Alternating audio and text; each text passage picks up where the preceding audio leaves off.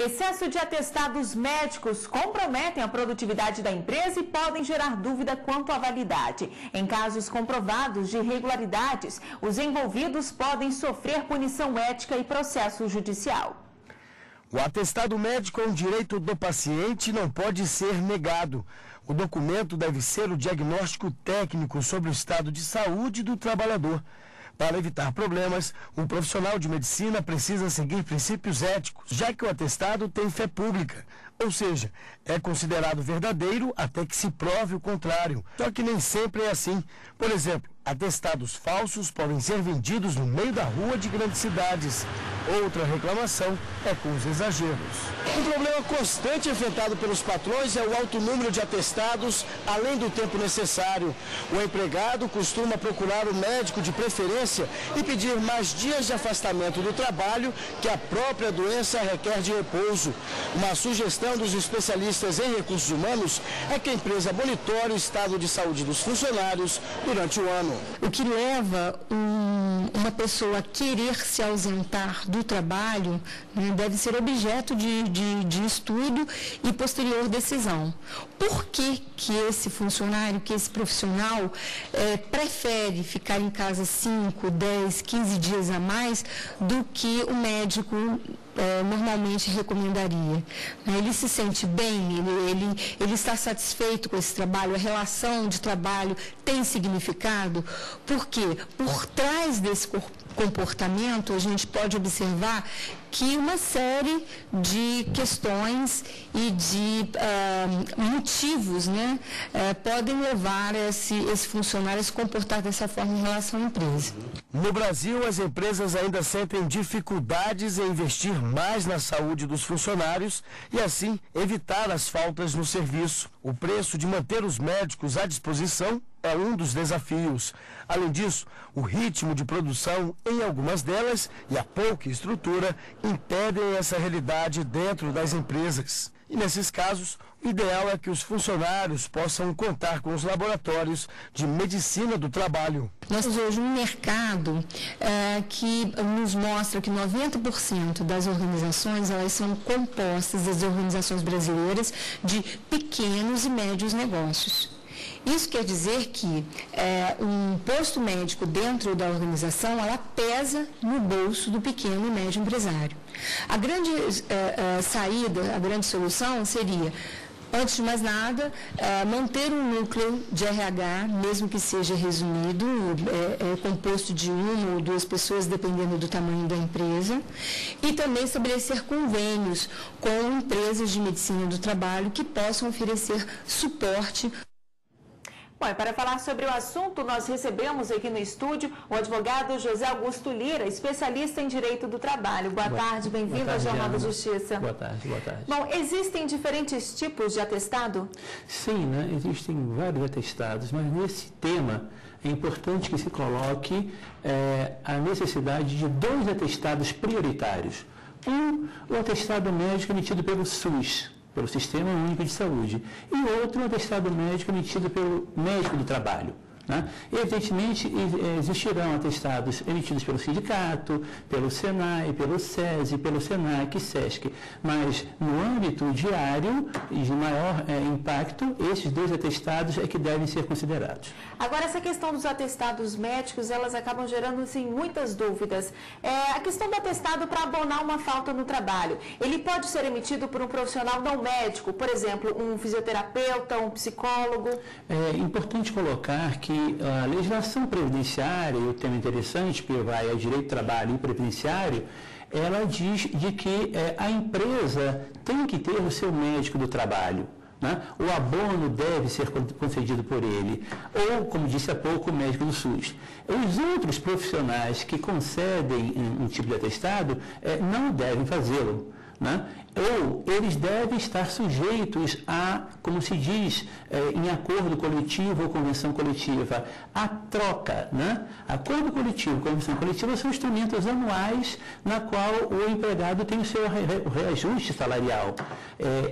Deve ter uma cláusula lá que permita, dentro de um avanço que o direito coloca, de que ela vai admitir de que os outros profissionais concedam como expertise nas suas áreas e que esse empregado vá ao médico do trabalho para que o médico do trabalho adeque ao rigor da legislação previdenciária. Então, o recomendado seria o seguinte: uma pessoa que apresentar um atestado por um psicólogo, emitido por um psicólogo, por exemplo, a empresa pode se recusar a receber esse atestado e encaminhá-la para o médico da empresa. Perfeitamente. Agora, se a empresa tem um caráter progressista, e aqui não vai nenhum elogio, nenhuma crítica, apenas um registro, se ela pensa na responsabilidade social, ela pode, Ana, perfeitamente bem colocar numa cláusula do seu acordo coletivo de que esses profissionais poderão fazer esse tipo de troca. Normal, mas ela não vai abrir mão, com certeza, porque a legislação previdenciária diz que é o médico do trabalho. Né? O capítulo, o decreto 3.048 previdenciário fala sobre isso. Ok, vamos agora à primeira pergunta sobre este tema, gravada nas ruas. Vamos ouvir. Paulo César Simões de Araújo, radialista. O funcionário ele tem um prazo para entregar o atestado médico? A lei, ela fixa algum prazo para que esse empregado apresente o atestado médico? Não fixa, né? As empresas, elas costumam colocar por meio dos seus regulamentos de que haverá entrega por um prazo de 48 horas. E aí o regulamento, como é força de lei, ele passa a ser uma fonte secundária, mas ele vai ser adicionado ao contrato de trabalho, por isso que você vê normalmente se dizer, o atestado deve ser entregue até 48 horas. Não há nenhuma colocação legal. São regulamentos, são ordens de serviço, são portarias, são instruções da empresa que ela procura se acautelar. Veja, às vezes ela tem que fechar a folha de pagamento. O empregado falta 2, 3 dias. Se ele não pegar e não entregar, o que ela vai fazer daquela vida? Ela tem que ter um prazo, né? Nem mesmo que ela vá ressarcir depois. Mas o funcionário não pode ser punido por isso, né? Dependendo da gravidade da enfermidade dele, né? Se ausentar nesses 2 dias aí, como o senhor mencionou. Perfeito, jamais ele vai ser punido, né? A CLT diz no artigo 473, as faltas abonadas, as faltas justificadas, as faltas legais. É importante que o nosso telespectador fique atento a isso. O que é uma falta abonada? O que é uma falta justificada? O que é uma falta legal? Lá diz item a item dos vários momentos que o empregado tem na sua relação com o empregador. Agora, e se a empresa desconfiar de um atestado médico apresentado pelo empregado, o que ela pode fazer?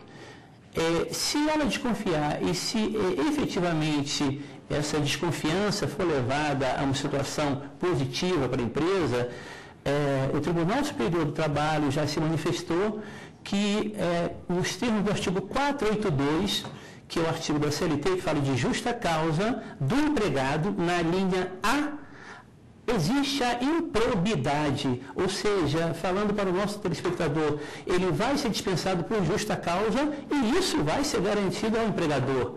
Então, não comprem atestado na rua, não façam nada disso, como a matéria colocou, porque vai ser um desastre para o empregado.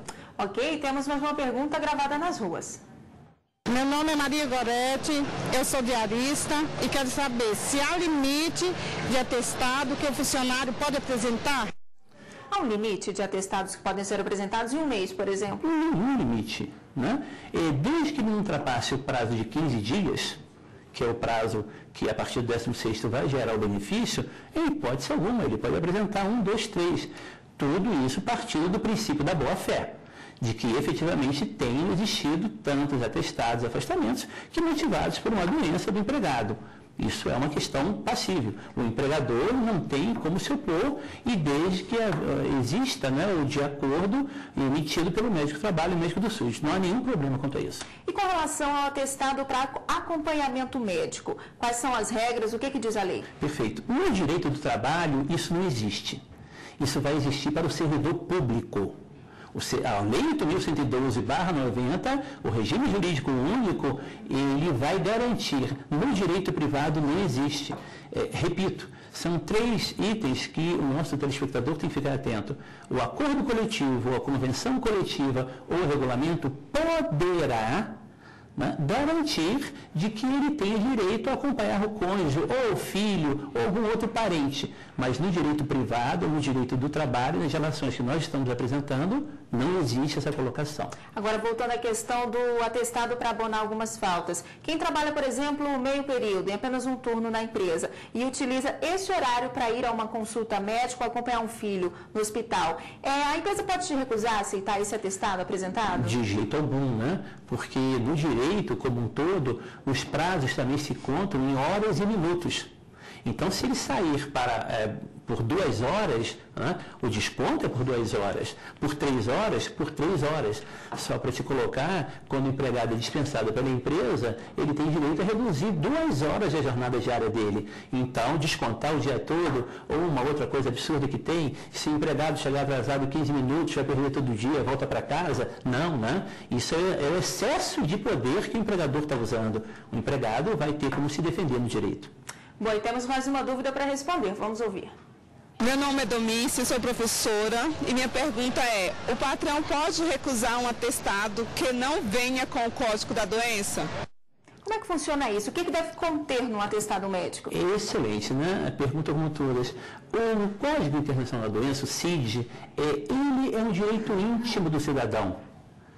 O médico só ao seu critério e no exercício da sua profissão é que vai decidir quando vai divulgar o CID ou não. Então o empregador não tem como recusar o CID, um atestado médico sem o CID, porque expedir o CID, colocar o CID estaria sendo violado os direitos íntimos daquela pessoa. E a nossa Constituição, o nosso direito civil, nos artigos 11 a 21, eles garantem os direitos de personalidade, o direito do trabalho, como usa o direito civil no seu artigo 8º da CLT, no parágrafo único, como fonte subsidiária, o direito do trabalho também não admite. Agora, em havendo necessidade do CID para se verificar a mesma doença, evidentemente o profissional, conhecedor da legislação previdenciária, ele vai ter que botar o CID e vai te pedir o CID.